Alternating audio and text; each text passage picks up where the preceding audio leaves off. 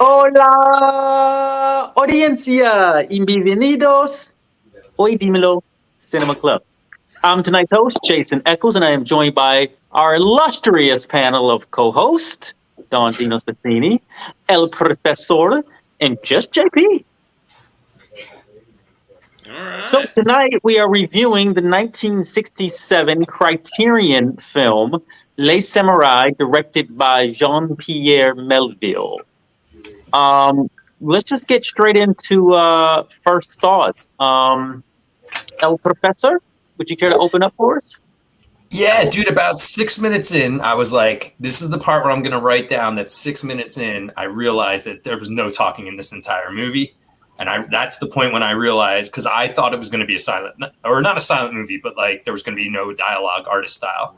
Um, so I really thought that's where we were headed with this. And I was like, how did I not know that? How did I mean, I've heard of this film before, but I didn't know, I heard of it as being like the predecessor for all movies with assassins and like setting the bar of like what assassins do and how they act and things like that. And I think this movie really captured that. I think it, I don't know people do it a whole lot better than it was done in this one. So for me, there's not a lot of dialogue in the movie in general. There's not a lot of talking, but you got that old school. You can hear footsteps and everything that sound very 70s footsteps, way different than today's footsteps. I guess it's his shoes. But in the end, man, for me, it was a good movie, great movie. Definitely had some things I had never seen before. Yep, right on, right on. Dino, why don't you give us your first impression? Hey, hey. Yeah, Well, we noticed Brim, baby. I I- know. So it's actually the second time watching it. I saw it a few years ago. I can't remember. I know I had talked to you, Jason, about it, but I don't know on what list it was. I don't know if it's like a Criterion collection or if it was maybe one of those where they have a filmmaker or actor at the Criterion closet, and you can see on YouTube and they pick out movies. It came up somewhere, and so I watched it before. So I watched it again. I remember most of it, but definitely this time around I saw it like in a bigger screen, and I was like, holy shit, because I think the first time I had just seen it on my computer, so it's like a completely seeing it bigger. It's just bigger is better, baby. sure. Uh, so yeah, so I really enjoyed it the second time, and yeah, no dialogue for like the first 6 or more minutes, and he probably has the least amount of dialogue as well, right? It's mainly the police, the popo, that has the most, the detective that speaks the most. Yeah, I just really enjoyed it. I mean, it has that whole Bushido thing at the beginning, talking about actual samurais. He's definitely like a ronin because of, like he just takes contracts and stuff like that. He doesn't work for one specific group.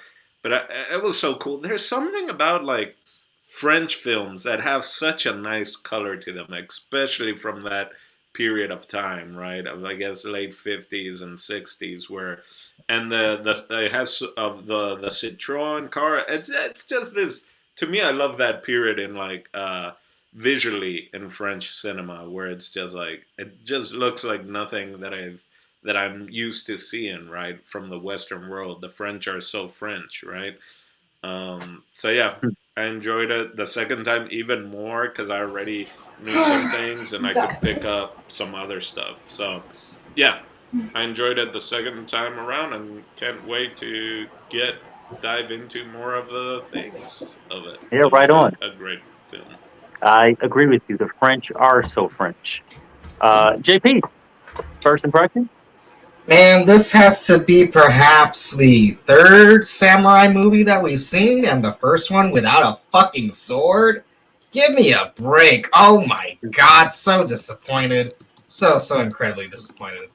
And perhaps maybe the fifth time in which I fucking don't know what I'm saying. No, I really digged it. I was in the same boat as Chris though. I almost thought that this was gonna be a non-verbal film. Even though we do end up getting some exposition and dialogue later in the movie, it's still incredibly quiet. There's a lot of movement and action within the film, but for an action movie, because I'm willing to say that it is an action movie, it's very slow, very suspenseful, it takes its time. So I think this, if it's not categorized as a thriller, it's definitely an old-timey thriller.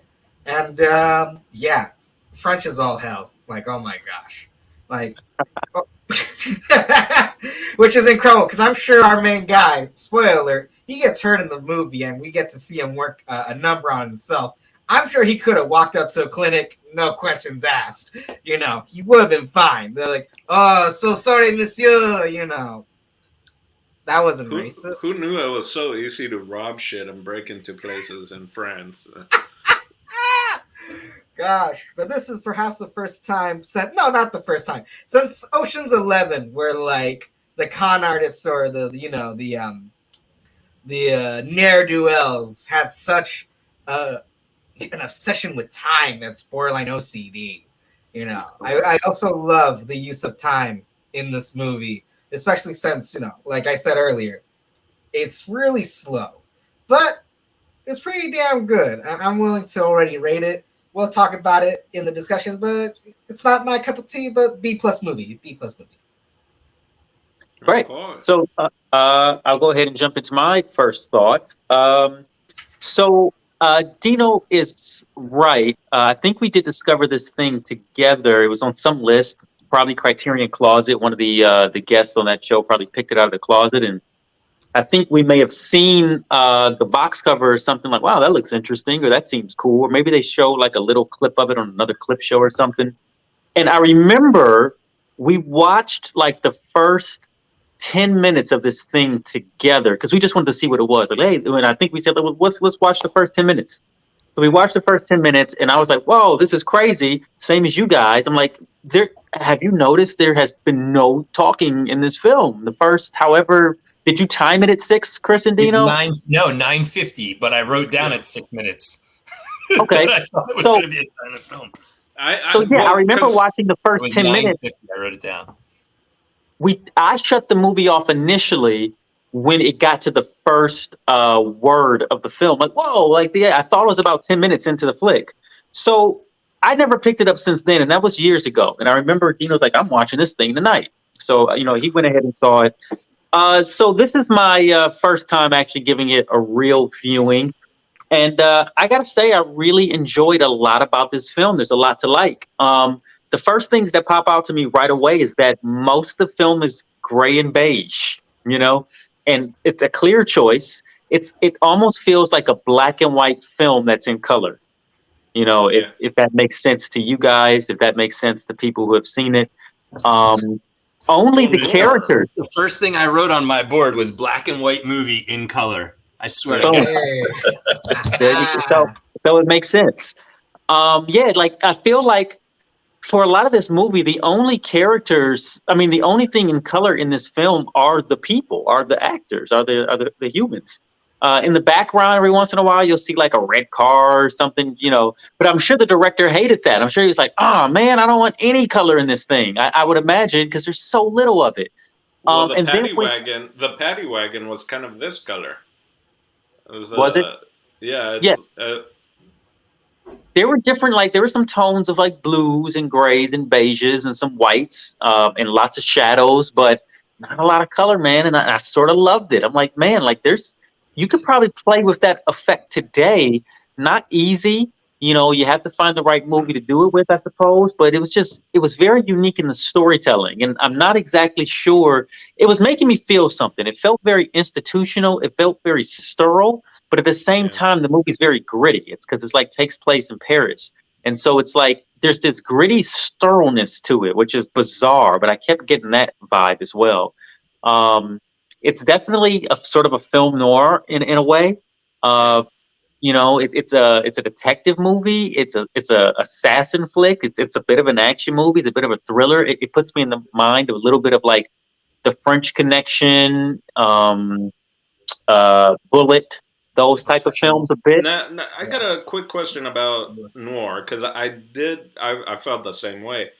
Has their film noir normally you don't see the bad guy as the main protagonist, right? It's always kind of like the detective, the private eye, kind of Chinatown, right? Or Sure.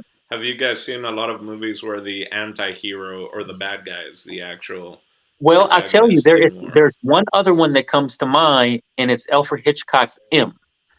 Oh, Um, yeah, yeah, yeah. and it's funny you mentioned that. I'm glad you brought that up because when I was on YouTube, I just sort of typed in Les Samurai, and Siskel and Ebert actually reviewed these two movies together as like a look back.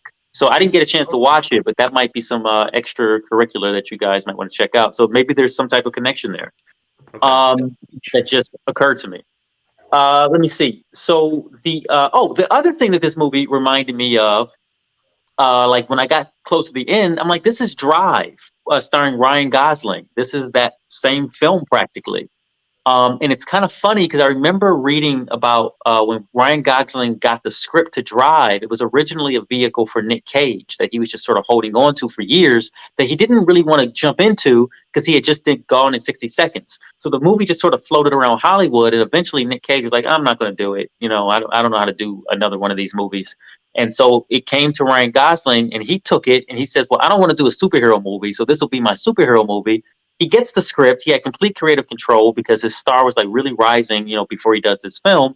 And him and the director are meeting, and every time he meets the director says that he kept crossing out his lines in the movie, in his scripts. So almost to the point where his character doesn't even speak. And then like I'm watching this and I'm like, I firmly believe Ryan Gosling is inspired by this movie because it's kind of like sort of parallel things going on. A lot of like chase scenes, even though his chase scenes mostly happen in a car, this guy sort of happened on foot. It's an interesting movie, man. It is sort of it's one of the earliest films that I can think of, at least while I was watching it, of an assassin film. But a very clever one at least. You know, this guy is a paid assassin for hire. Like Dino said, he's a Ronin. You know, he's a samurai. He's probably like a post-war sort of dude, and he like comes in and he's like, you know, maneuvering and doing his thing or whatever, and he's just better than everybody else. He's so You cool, man. know, just being quiet, I think, makes you cool because you don't really know what he's thinking, but then he shows you something like that's hyper clever and very slick, and he just knows how to maneuver. There are some questions that I have about his character and some choices that he made that I'm sure we'll get into. But why don't we open it up now and let's start like at the base level and let's talk a little bit about the look of this thing if you guys want to. Dude, well, let's just talk about what you just said about how he's like super quiet, doesn't talk at all. Dude, imagine bugging that guy. They bugged Oh him, wow. right? Like toilet flushing, faucet on. Like that guy didn't talk at all. Like that was like the worst bug action. And dude, the bug is like this big on the wall, man. It was like having a camera right on your wall. Not even jump off there. His Those two bird. things jumped to mind immediately. Yeah. You mean the first bug or the second bug?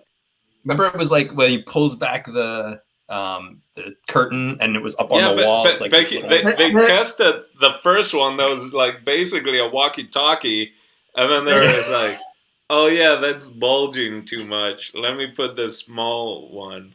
They were both pretty bad. Like I get it in Yeah. the times like you didn't have that small of a devices available to you. So It was both pretty bad.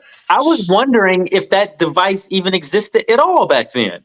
yeah, I mean it's basically just a walkie-talkie.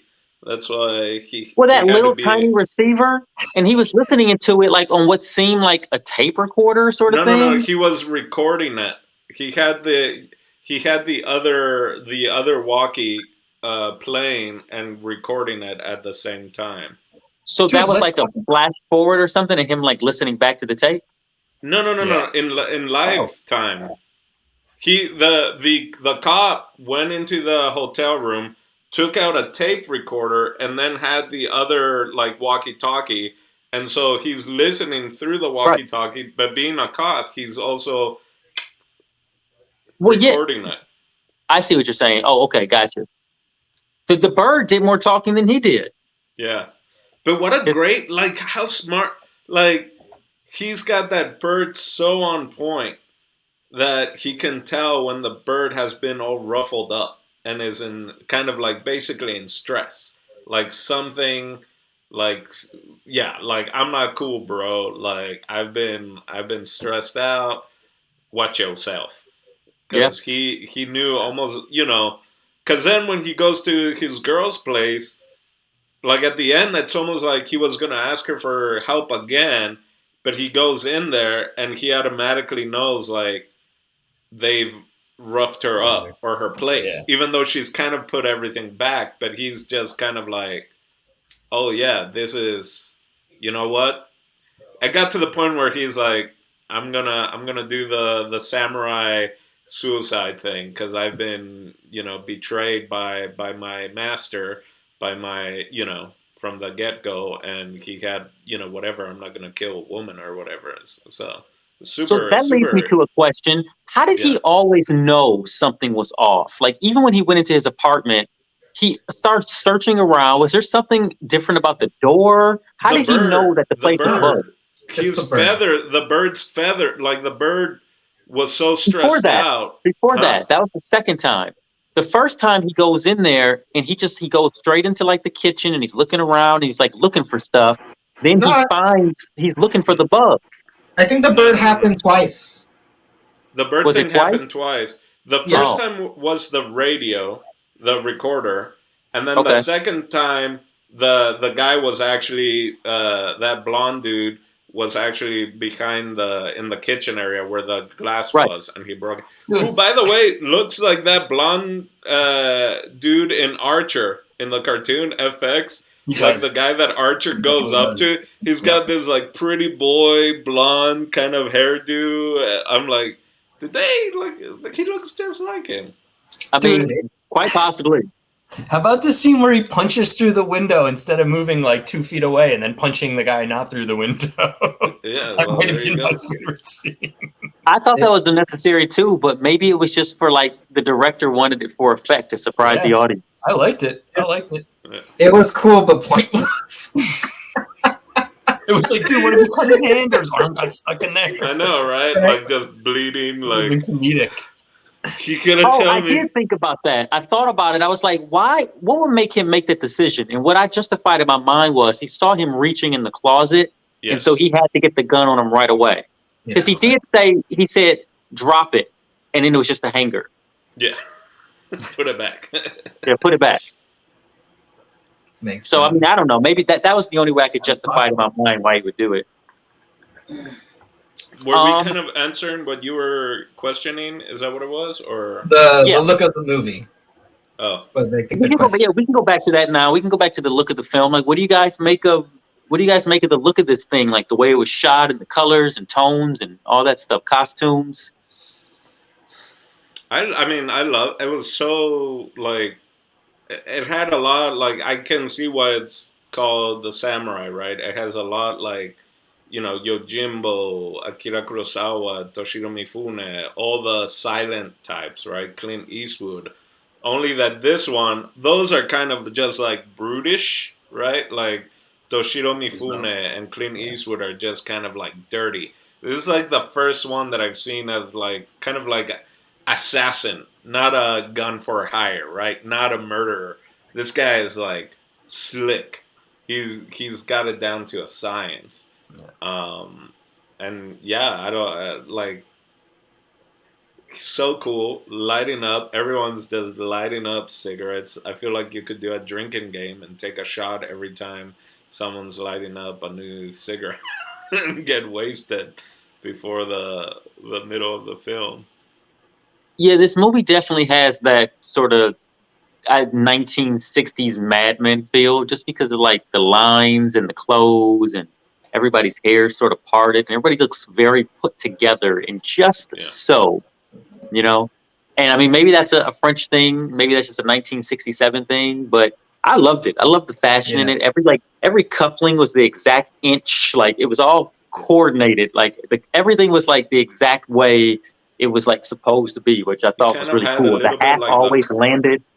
the Hmm? Cotton Club, or almost him going in, good like almost a Goodfellas, but the French pre that where he comes in, he finds another door, he kind of you follow him around, and yeah, Got the there's back room that. where you count the money. You know, like Yeah. very I guess I have like he's so smart. He knows everything.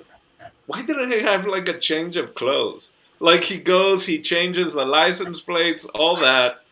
But the dude is like, I gotta wear my hat. I'm not throwing away this hat. This is my lucky hat.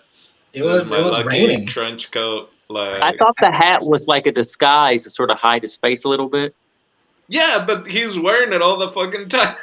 So Yeah. it's like that's part of his look. He did change his coat though. Well, because it got cut up, it got shot and bloody. Yeah. So I mean, that's that. And he had some cool suits. Ooh, how much was that singer or the musician play?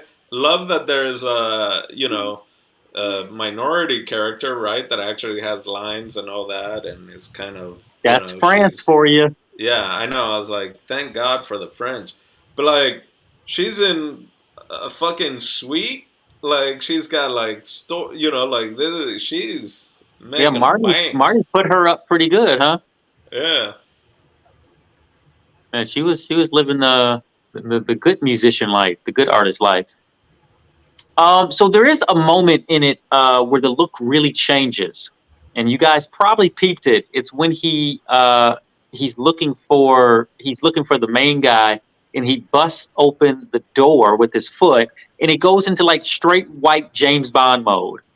He like runs down a little hallway. Yeah. Did you guys get Wait, James Bond isn't vibes? James Bond white already? Yeah. You said he French bust Bond. in like white James Bond? That's what No, you said? he bust in, and it was all white room. Oh! I thought you said he bust in like white James Bond, and I'm like, James Bond is white, man. No, he busts in like James Bond into a white room, Yeah. and he sort of turns around, and I'm like, what? Is that like the director making a ploy for him to be James Bond? Because that's what it made me think of. That's what it felt like. That's what it looked like. Okay. And so let's just jump ahead to the end, because I'm really curious about this. He goes back at the end to finish the job, even though he had already killed the main mob boss guy, right? Why do you guys suppose it was important for him to like honor the deal he had made, even though like he was off scot free? He emptied the gun though. It was he didn't, that's right. I think So, I I mean, know. I don't so know what if was someone else wants to jump in. I mean, it's What a was the suicide point? mission, right? Huh? It was a suicide mission. He figured he was probably going to prison. He was going to get caught. I think it's more than that. I think it's an honor thing. He's So I falling think on his it's sword. yeah. It's I kind didn't of think of that's that. why the Ronin thing, like he's been betrayed by his master, by his Yeah. employer. And it's two things. I think it's his girlfriend that he's figured out that they're harassing her, right? So he's that smart that he's like they're coming after her. She's clearly showing that she's kind of scared but doesn't want to let up. So he's like that's one. And then the black musician, like they because how cool is that of like him just waiting out of her car and is like, can I get in? And he's just like flat out like, why didn't you point me out, right? And it's like there's two reasons. And then they are paying him 4 million francs or whatever to kill her and they're just cutting loose ends. So he's kind of like the only way to kind of save his girlfriend and the black musician is kind of like you cut the head of the snake and then you cut the loose end, which he's the loose end at that point. So he's just like, I ain't gonna kill a woman. She's innocent, and his girlfriend or who he kind of was boning is also innocent. So That makes sense. That's actually a really good call, because I was wondering about also this dude has evaded everybody the entire film, like without flaw. And then at the end, he gets ambushed by the cops. I was like, how? How would that have happened? Well, because he even shows the majordome or whoever, the bartender, who had been also part of it, that Yeah. he's got the gloves, right? Right. So then he kind of walks slowly and kind of puts everyone, and also does such a. I mean, suicide by cop, right? If you think about it, but Yeah, it's for sure.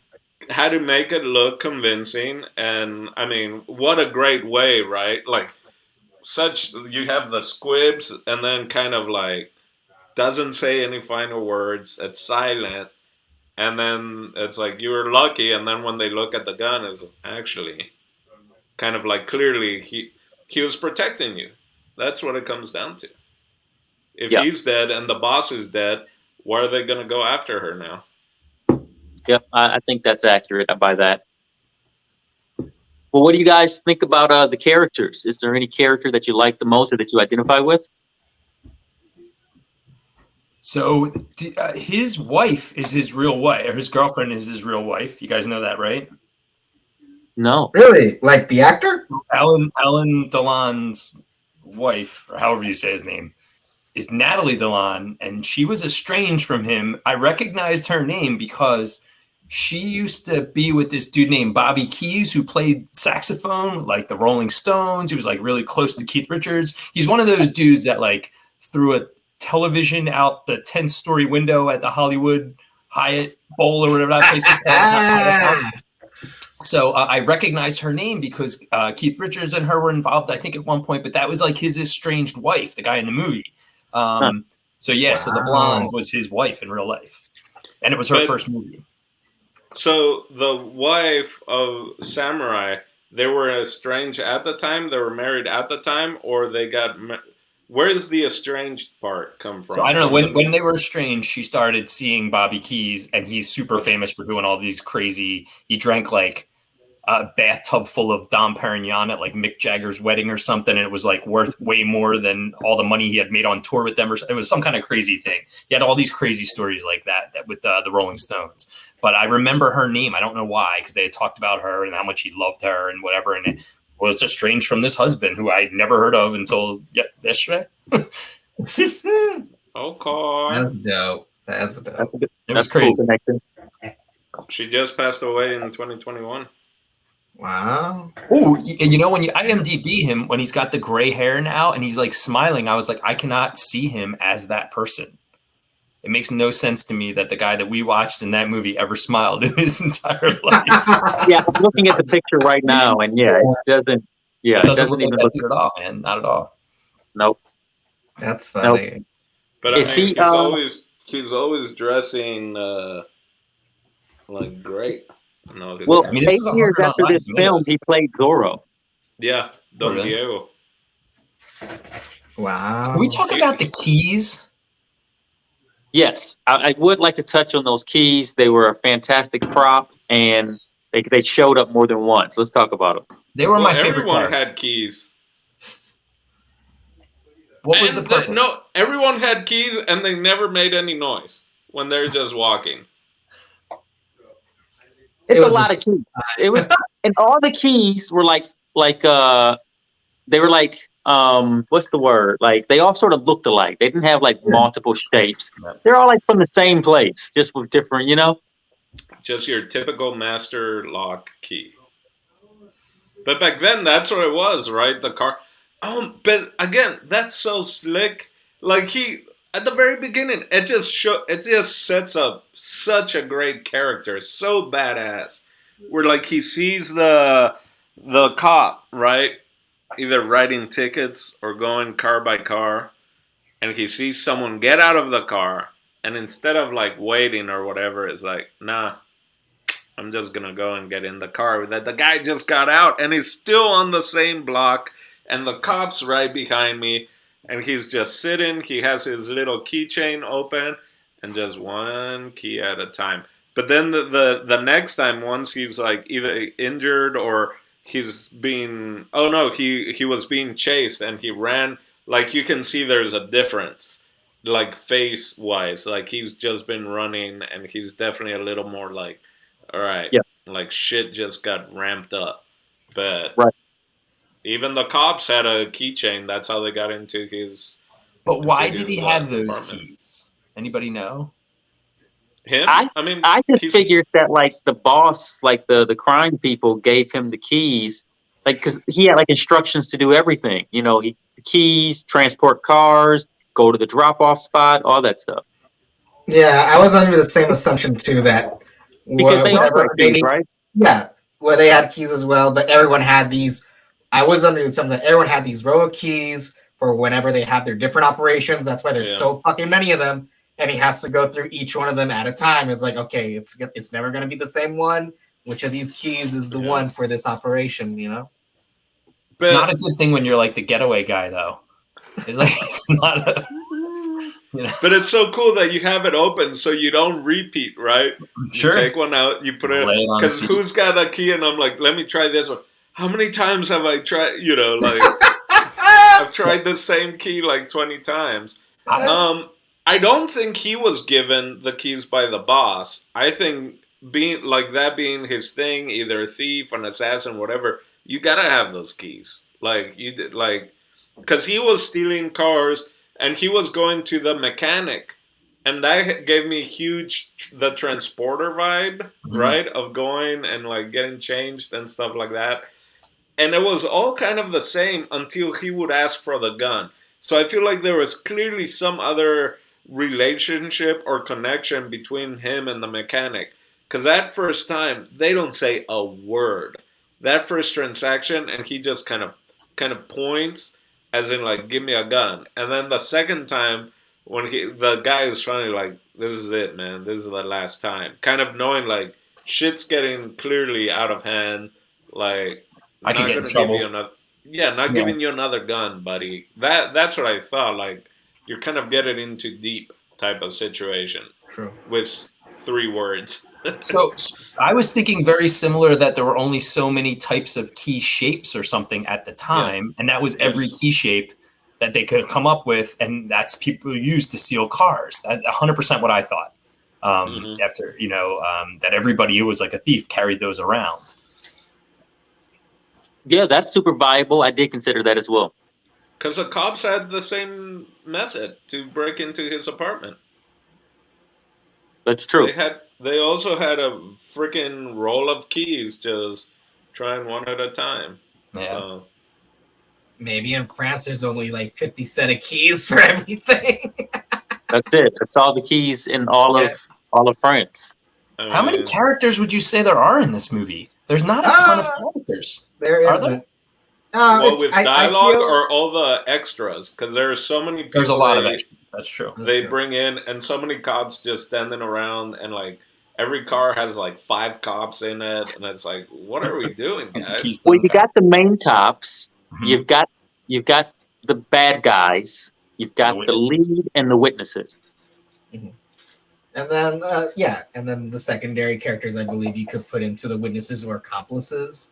Yeah, and the 2 women are kind of supporting characters more so. And the garage guy. Yeah. Yeah. Well, if you go on, JP. I was gonna say, like, I actually liked, even though he was only on screen for a little bit, I really like the garage guy because they kept that relationship in the second scene. He only has like one line of dialogue, and like you realize, like, oh, it's not an artistic choice. That's their relationship. Like, it's just business, no talking, transactions. But he gives them warnings, like, this is the fucking last time, dude. It's the same relationship that Ryan Gosling had to Bryan Cranston in Drive. I only saw that movie once. I can't remember enough of that movie. Other than him in the elevator. That's about it. And him just driving. But the mechanic, it's so cool because they have the whole steps.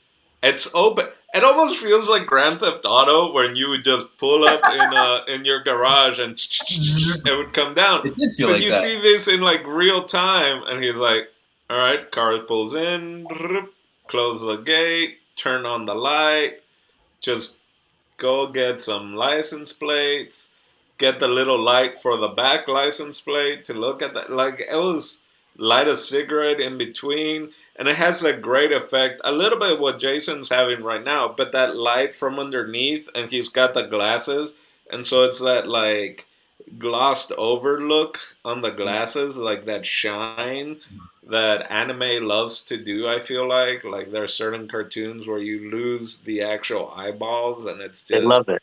It's their yeah, favorite thing to do. Sin City had it, and it's so dope. Definitely a style Like, for sure. what is he doing? How many cars is the mechanic seeing a day?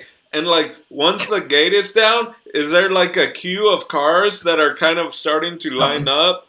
Or is there like, ah shit, I guess I'll drive around the block and hopefully it's open at that point. Dude's That's just true. It's a there. good point. Well, There you know aren't what? If the gate is closed, you just keep going. Can't come here. Maybe he's like retired and this is like his part-time gig at the end. I don't know. like a Robert Duvall character, Yeah, I feel totally. like nowadays, or one of like Harvey Keitel or someone.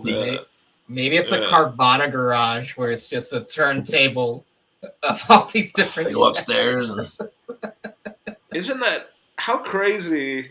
I don't know. Are you guys? I was watching a second time. I feel like I've caught a little more things, but just the crazy thing, like you've been arrested, so we aren't sure. We've paid certain people off to not pinpoint you, but it seems like other people purposely kind of pointed you out, and then we weren't sure if you were going to talk, so we tried to kill you. You escape, then we realized you didn't try to fuck us over, so now we're giving Are we you cool? another job. Right. But It's just insane. how cool also, like that's I what don't it's talk like. I don't talk to people that are pointing a gun at me. Like talk about just like not sweating it, like just badass, and of course the minute the gun goes in it's just BAM! You stupid son of a bitch. You despise me, don't you? Yeah, and then and you hear the bad guys. That's happened in other movies since then. Of just like one thing is like, whoops, we fucked this up. I don't know, almost John Wick of just like we should have like he did the job. We didn't have to double cross him, but we double crossed him because I thought he was gonna possibly double cross us. Mm-hmm. And then, oh, we fucked up. How do we do this? Give him another job? But it's like, why would he trust you now if you already tried to fucking kill him? That's the other thing why he was just like, fuck it. They're going to try to kill this girl, so let me... But he let the blonde guy live, man. He just tied him up and left the gun there. We don't know that. He got a fucking noose on that asshole. If his butt itched just a little, he was noosed up while on the chair. So like, if he got off the chair, he would hang himself.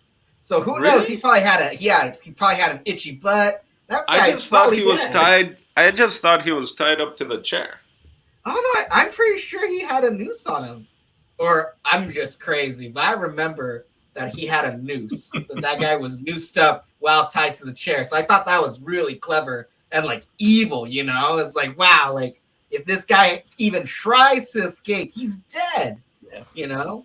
Well, that's kind of like also John Wick when he stabs what's his face and is like, you can either go to the ER or if you continue to chase me, you're gonna bleed to death.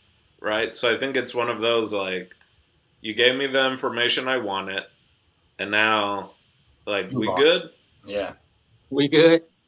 Can we talk about my least favorite character? Yeah. Was it the bird? Oh, can we guess? Can we try to guess? No, you said it was the fucking cops. Dude, it's the police practices. I didn't like any of it. It all made me very uncomfortable. Yeah. We'll just bring everybody in and whoever looks the best for it, they're going to prison. That's kind of American. I got to be honest. Yeah. You know, we got a name, guys. That guy's going to prison. Like immediately. I didn't like That's it. exactly what it was like. They just wanted to close the case. Yeah, man. Well, so many times. weren't they like, do you think he did it? And he's like, I don't think. Like, oh, shit. Yeah. But also, like, other than the 40 fact Netflix documentaries, sorry. other than the fact that, you know, he had the suspicion, like, oh, it's too perfect, you know, like, there honestly was no real reason to be suspicious of him. Especially since, you know, even in the lineup scene is like, and we got Jeff. We got fucking no records or priors on Jeff. But he looks like an asshole. Check out that trench coat. But that's why I don't get that he didn't change. He went to this card game, which also, like, how did they know there was a card game there? Or were they literally just they were just knocking on everyone's door? Or they knew there are some shady people here? And Yeah, I thought that was weird too. That's a good point. Why did they go to the card game? they had to be somewhat on the underbelly, right? Yeah. Yeah, if Jeff was just a little bit nicer, he'd probably got off. You know what I mean? He was just like, he didn't say hi to anybody.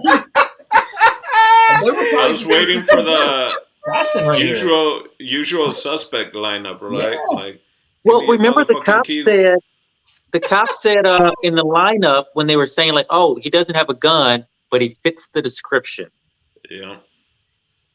That was it. He just fit the description. Yeah. All the other guys had a gun. Also, why use a gun?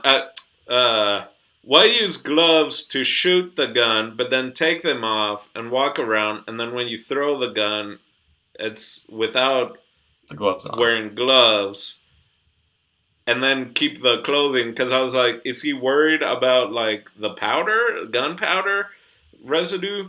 Or is that just like fingerprints, but then he takes it off and he doesn't use the, fingerprints through the bathroom? Or, I mean, I guess might he be was thinking the gun's gone now.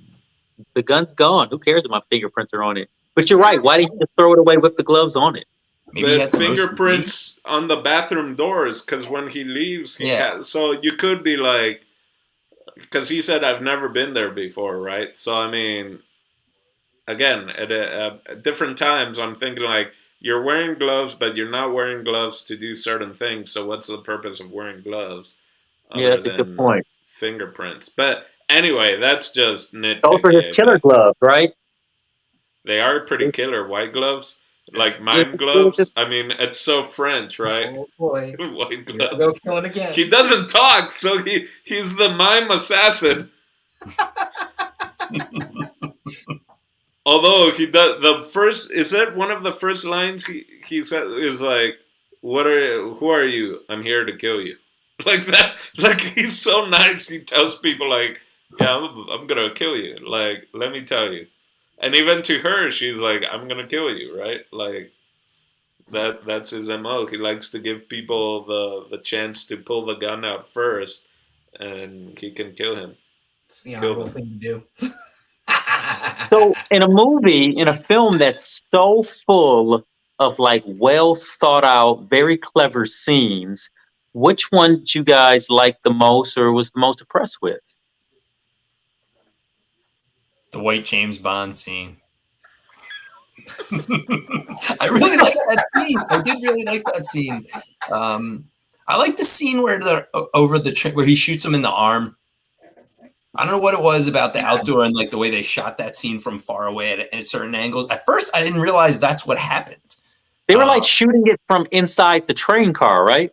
And then later on, they were down the bottom, like way down below and looking up. It was a lot of different angles. No, it was a little bridge going across trains, or the trains were in the background, but it's just a little bridge, little overpass. So we were watching the action through the train cars? Is that what you're saying?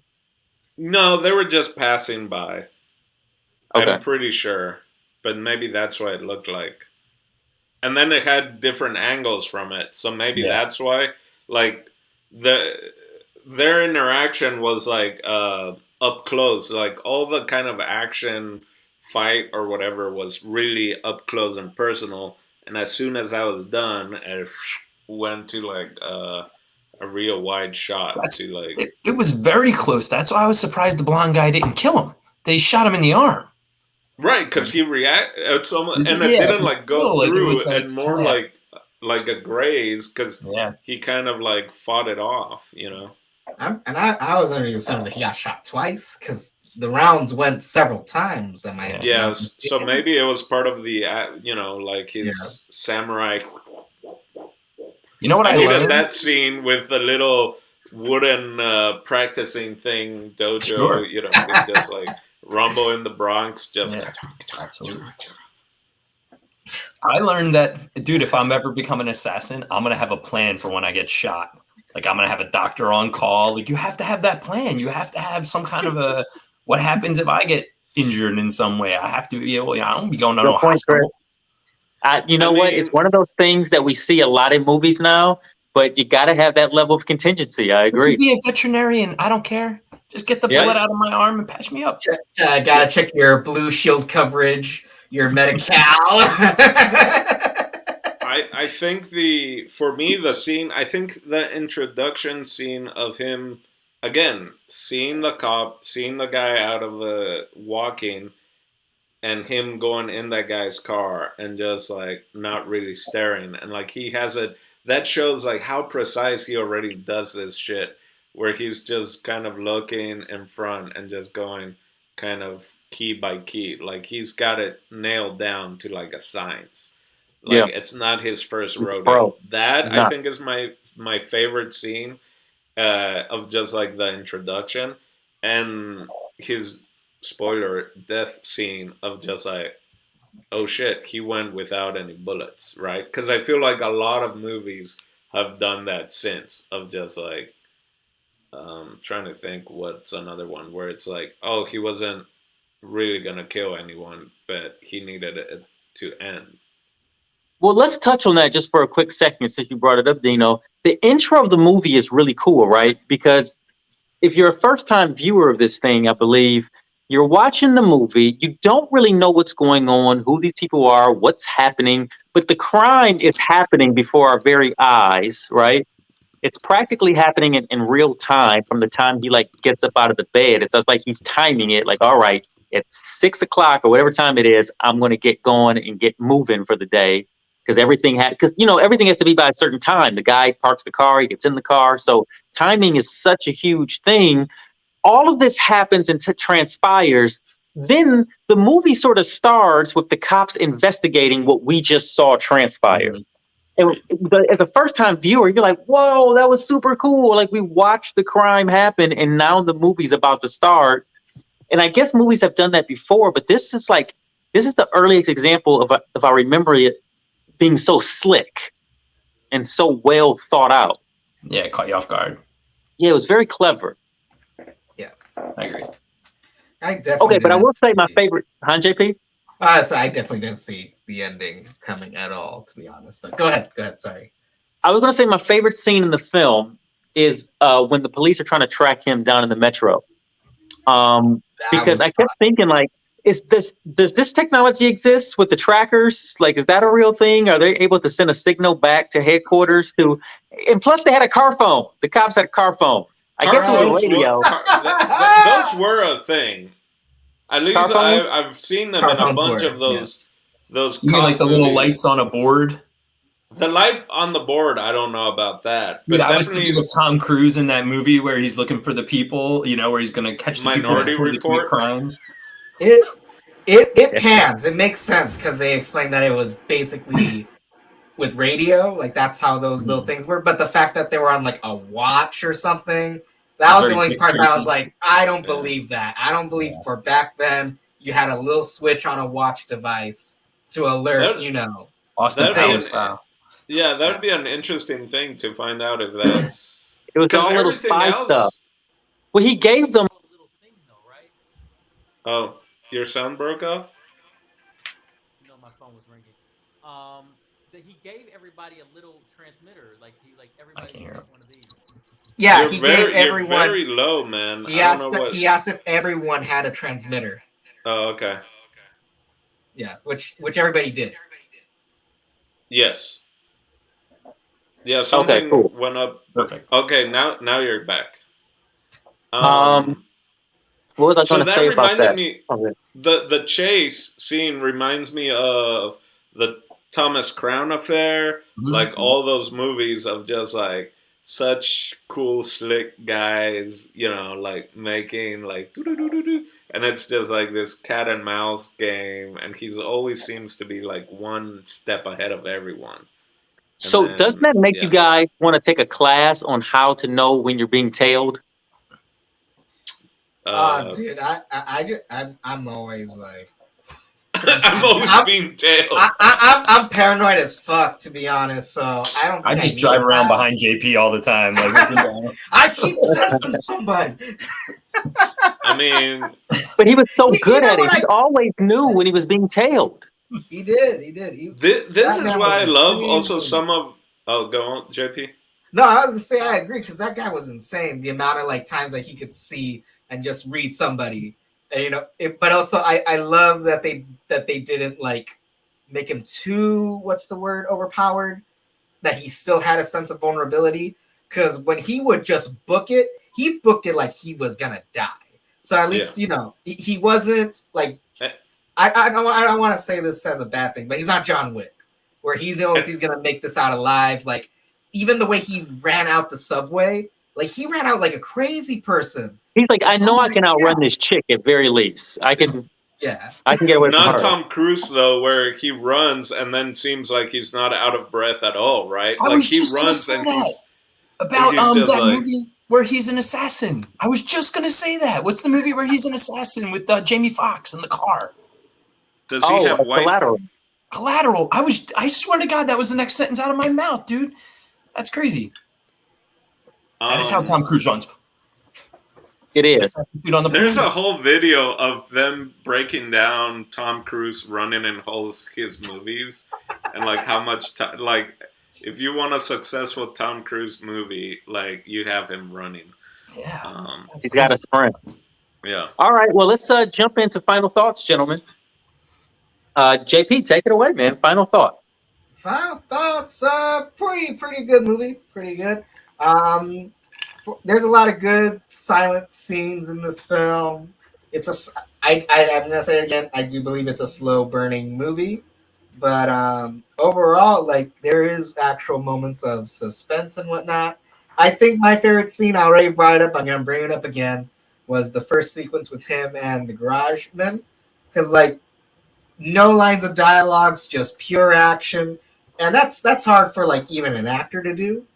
Because it's all about movement. There's no dialogue. There's no give and take. It's just all about movement. And even through the movement, you can kind of sense, okay, we kind of get who this guy is. All business, straight to the point, and just like analytical to like a fault. So if you're into that sort of shit, totally, I would definitely recommend this movie. Also, if you just happen to hate your protagonist, like I feel like the writer just hated this guy too, because the amount of shit go through in this fucking movie was insane. But yeah, totally. Still solid B plus, if not A minus. On my book, would definitely revisit it in the near future, probably. So yeah, good movie. Very cool. El Profesor. Dude, in an alternate universe somewhere, I'm watching this movie again, and it is a silent movie the entire time because from minute 6 to 9:50, when I found out it wasn't a silent movie, my brain was going, I know what I want to talk about tonight. And one of the things I really wanted to talk about tonight was, dude, imagine the auditions. Go pick up that pen. They like walk over, pick up a pen. Like, how did he pick up the pen? Like, those would have been the auditions, you know, like walk fast. You know, like the audition process for a movie where there's no lines is quite interesting to think about what that would have been. I definitely would like, I saw The Artist. I would think of this format, it would be way more interesting. I like this style of movie more. I don't hate that movie, but that's not my style of movie compared to I think the audition was like, put on a hat and just stay still. Put your hands in the pocket. The lineup, I was like, this is the worst callback ever. Well, a lot of it has to do with that dude's cold, dead eyes. Yeah. He does a lot of acting with his eyes in this film. True, definitely. And I think for like a character like that, if I was casting it, especially using these type of tones in the movie, I would have to have a guy with blue eyes for this role. You know what I mean? I gotta be able to see everything. They pop. Yeah. I'm trying to think of who I could pick to do that. You know, I don't know. Yeah, today would be a tough recast. What about a Scars? What is it? The brothers Skarsgård? Skarsgård? Yeah. Yeah, Skarsgård. They're like slim and might have like green or blue you know eyes. who I would cast, and I think it's an easy cast? It's Jude Law. It's very I can see much that. talented Mr. Ripley, right? Like Right. he had that kind of same quiet psychopath almost I would kind of say like thing. Yeah. maybe Jude Law 15 years ago. I would agree with that as well. For now, yeah, more talented Mr. Ripley time. What about is it Miles Mickelson? Oh, really? You're going that way? That would I be like can so feel sinister, it. you know, like he just has a sinister way about him. I feel like that would be his older counterpart. Like if he didn't get shot up at the end, Right. like that would be And him. Almost Le Professional, right? Like it's very much like Yeah, a Leon. Yeah. like to Le Professional. Yeah, Jean Reno. and his head count would be higher. His kill count would be a lot higher in that movie. I guess I'll go with my final thoughts of it.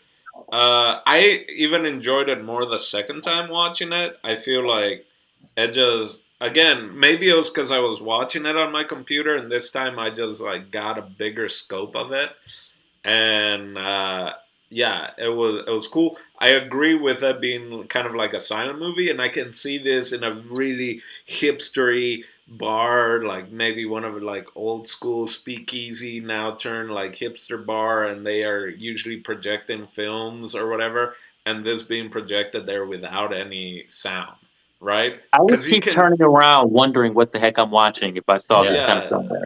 you can totally just have the feel like this. Who is this guy? This badass. Like I don't have to hear it, but what he's doing is captive. Like even just like showing the bandage, like him banded, like everything had like he only moved with purpose. Yes, Like if he didn't have to move, he had his hands in his pocket. He was just like always just like still until he needed to actually move. very So cool. I agree. I enjoyed it the second time even more because I caught new things, the color, everything that I liked the first time around. I enjoyed almost even more because it's like, ooh, I did kind of remember this, but now it's better. So yeah, I'd recommend this to people again if they do like samurai movies, if they do like almost like a John Wick or any of those movies. Like, well, you should check this out. This is kind of like so many, kind of like I think El Professor brought this up at the beginning of just like how many other movies have picked up from this. Have like this is almost like the base, right? So yeah, Which is odd because it's rarely ever talked about. And you yeah, feel like this movie has inspired so many films since, and maybe indirectly, like this movie inspired another film, and then someone grabbed stuff from that film, not knowing it may have come from this. Yeah. Maybe. So I'll go ahead and get my final thought. I would say that for me, just off the top of my head, it might even be a little tighter, but I think this is a top 20 Criterion film for me. Yeah, this is pretty high up there, man, because like Dino was saying with the actor, everything he does is so purposeful. He doesn't waste any movement. I kind of feel like the director doesn't waste anything either in this film. I don't feel like he's wasting very many frames or very many camera movements. Everything seems to be done with a purpose. All the colors, he's not using colors arbitrarily. And everything is gray and beige or whatever by design. So when there is color in this movie, you have to sort of pay attention. You know, like almost everything, like the outline of his face, yeah. like It his was like eyes kind of match the scenery, and the outline of his face is sort of like all that you see in a lot of this movie. And then like even when he's in the lineup, like when they first get there, he's just sort of standing out like right away because he's got this broad silhouette, these broad shoulders, and these perfectly lined like clothes, and everything. Nothing seems to be wasted. Not even the fabric of the yeah. costumes is wasted. Like everything is just so. We Every didn't hair talk. seems. Hmm? I guess we didn't bring up like how slick and cool and dapper he looks compared to his actual apartment. That is the Oh simplest, yeah. Oh kind my of like dungiest thing. And on top of his closet, he just has like 20 bottles of water and like so it's just like he's got that. He's all business. Everything in his life is totally centered around taking care of business. There's no room for fluff in who he is, And I feel like that's also what this movie is. There's not a lot of fluff. It's like, let's get straight to the point. Here's what it is. Here's what we're trying to get to. And the detective, the lead detective, the inspector, he kind of like orchestrates the movie for us. Like he tells us, like, all right, focus here. This is where we're going, and sort of sets it up that way. I would recommend this movie to a lot of different people. I would recommend this movie to people who, first off, I would recommend this movie to guys who like guy flicks along the lines of like McQueen films, like Bullet. This feels like a very French guy flick. Paul Newman may have been able to play this role, but you don't really want Paul Newman to be quiet. You want to hear him say cool stuff. But Paul Newman would have been great in this. But he would have been smiling maybe too much. I think maybe a Chadwick Boseman could have played something like that. Like I'm thinking, like people that can really portray like quiet.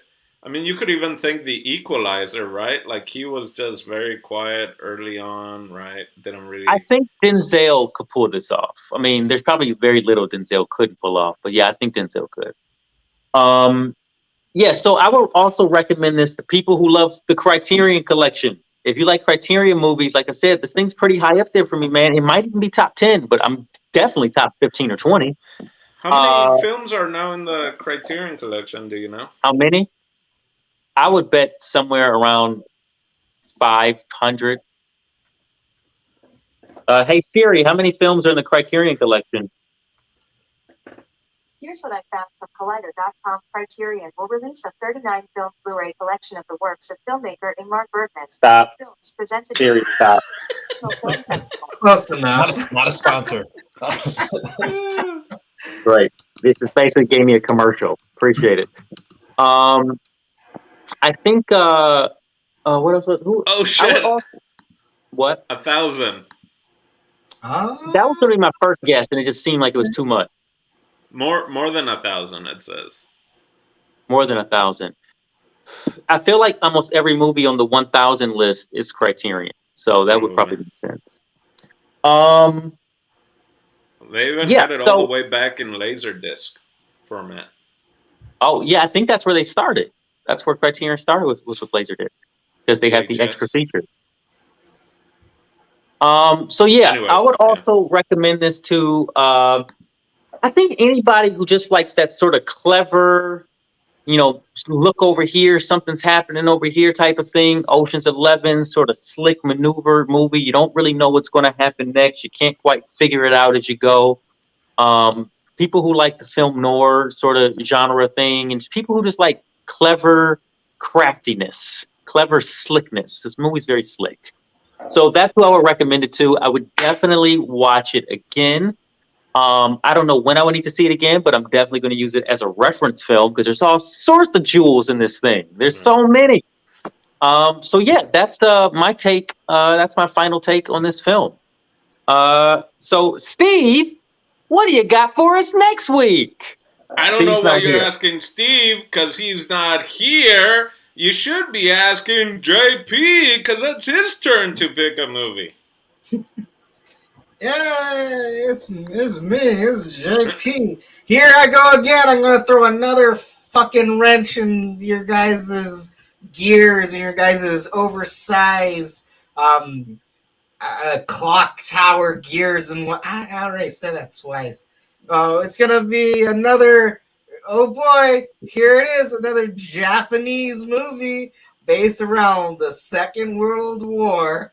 Not that we haven't seen that already. It's going to be The Wind Rises. Look at that. Okay, no. There we go. Right. The Wind Rises. Supposedly Miyazaki's last movie. We only heard that 12 times already. He's coming out with another one. He should just not ever retire. I think JP only picked that to show his flex of I own Blu-rays. I think that's what it was. If you think that, I gotta bring out those special ones that come in a goddamn tin for some reason. Okay, so I will say this, because you picked this movie, a great accompaniment piece, if you haven't seen it yet, is the documentary about Miyazaki. It's something about the something of madness or whatever. You guys know what I'm talking about? I do No. know which one you're talking about. There's a lot of meme-worthy screenshots from that documentary, but I myself have only seen parts of it. So, yeah, I would definitely recommend. It's something about the something of madness or whatever. But the reason I mention that is because this movie, they're working on this film as they're filming the documentary, so they talk about it a lot. That's interesting. So it might be a great company piece if you guys get done with this movie early and you want some extra credit or want to learn more about this movie, which I haven't seen yet myself, but I would highly recommend that Studio Ghibli documentary about Miyazaki. Knowledge All is right. power, Well, everybody. guys, I think we did it with our fearless leader. So for El Dondino, El Profesor, JP y Jason Eccles, goodbye. Join us next week. Bye. Bye.